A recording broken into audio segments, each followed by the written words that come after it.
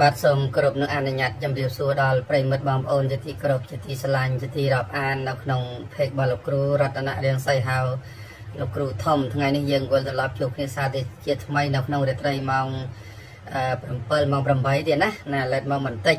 ថ្ងៃនេះយើងវិលត្រឡប់ជួបគ្នាសាជាថ្មីដើម្បីប្រិយមិត្តបងប្អូនរបស់យើងដែលតែងតែតាមដាននៅក្នុងរាត្រីម៉ោង7 8 9នេះទៀតណាបងប្អូនរបស់យើងដែលតែងតែគាំទ្រណាเพจរបស់លោកឪ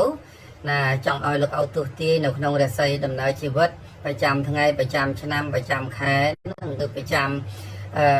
ម៉ោងណាមានថ្ងៃមានខែមានឆ្នាំមានម៉ោងណាទៀតណា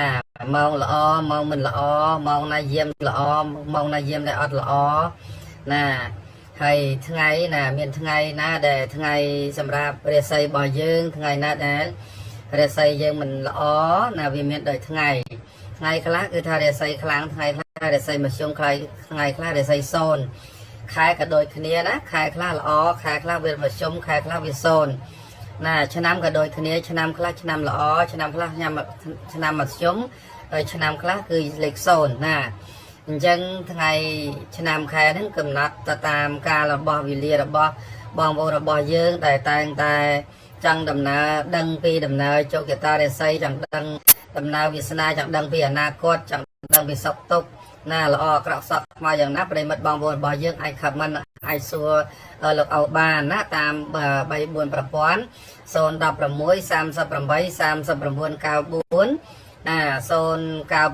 20គាត់45 124និង077 76 54 77តាម Telegram 077 76 54 77តាមเพจរតនៈរាំងសី Facebook លោកឪគឺលោកគ្រូធំណាប្រិមិត្តបងប្អូនជាទីគោរពជាទីស្រឡាញ់ជាទីរាប់អានដែលតែងតែគាំទ្រសូមប្រិមិត្តបងប្អូនរបស់យើងពេលដែល comment ចូល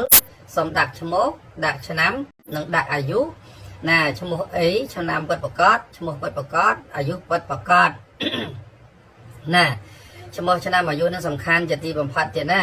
ហើយកូនចៅដែលបានឆាតលោកឪមិនតាន់បានចូលមើលទេដោយសាររវល់មួយរយៈនឹងរវល់រៀបចំកម្មវិធីឲ្យកូនដែលនៅសក្រៅអញ្ចឹងគឺលោកឪសមាធិលោកឪរៀបចំខាបរៀបចំដើម្បីធ្វើឲ្យជីវិតគ្រួសារនីមួយៗឲ្យមានភាពសុខសប្បាយសុខដុមរមនាឲ្យមានឆាប់ដល់គូអនាគតដូចជាកូនស្រីណាដូចជាប្អូននៅចិនកូរ៉េនៅខាងចិននៅកូរ៉េនៅកាណាដានៅញូហ្សេឡង់នៅអូស្ត្រាលី3 4 5អ្នកហ្នឹងហើយនៅអាមេរិកណាដែលឲ្យលោកឪធ្វើលក់ផ្ទះលក់អីហ្នឹងលោកឪកំពុងតែរៀបចំខាបជូនទាំងអស់គ្នាឲ្យបានសម្រេចទាំងអស់គ្នាណា